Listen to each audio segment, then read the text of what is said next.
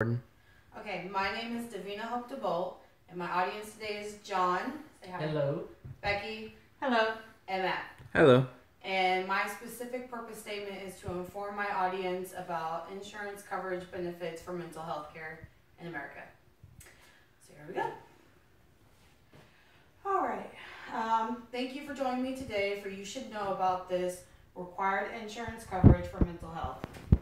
The purpose of this speech is to inform you, the audience, about what insurance coverage is required by law to be offered to you for mental health care. We're going to cover mental health care in America, required insurance coverage, and available treatment. Our first topic is mental health in America. According to the National Alliance on Mental Illness, or NAMI, nearly 44 million Americans suffer from mental illness every year. 50% of adults and 60% of children did not receive treatment for their mental illness last year, and nearly 4% of the adult population suffers from a significant mental illness, or SMI, such as schizophrenia or bipolar disorder.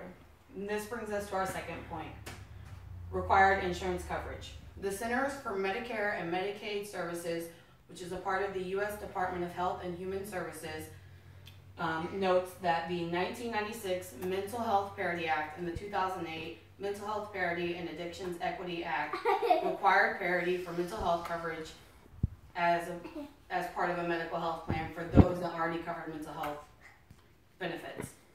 The U.S. Department of Health and Human Services mentalhealth.gov notes that the 2014 Affordable Care Act has made it required for preventative services to be offered free and for healthcare insurance carriers to eliminate the higher premiums for pre-existing mental health conditions.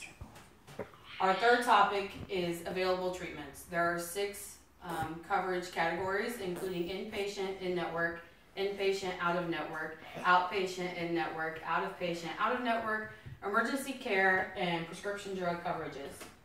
SAMHSA, the Substance Abuse and Mental Health Services Administration, discusses options for treatment for certain categories of psychiatric conditions, including anxiety and depressive disorders, bipolar disorder, schizophrenia, and PTSD, which includes various therapies such as talk and cognitive behavioral therapy, which would be an outpatient service, and psychotropic drugs, which are a prescription drug coverage. Other treatments that are available are acute inpatient hospitalization and residential programs for minors, which are both inpatient coverage, and then partial hospitalization programs, which are outpatient coverage, as well as the new preventative care services, including depression screenings for adults and behavioral screenings for minors. So let's recap what we just discussed in key points. We discussed mental health care in America, the highlight of which is 44 million Americans every year suffer from a mental illness. Required insurance coverages, which is basically just parity in a medical insurance coverage that already offers mental health care. And then available treatments under those 6 categories of coverage. I urge everyone to please check your mental health coverage under your medical insurance to see what is available. And I also urge you to investigate the following resources about mental health care and insurance coverage, including the Centers for Medicare and Medicaid Services, Mental Health America, National Alliance on Mental Illness, the Substance Abuse and Mental Health Services Administration, and the U.S. Department of Health and Human Services, mentalhealth.org. Thank you for joining me for You Should Know About This, required insurance coverage for mental health, and please join me for part 3, You Should Care About This, required insurance coverage for mental health. Thank you.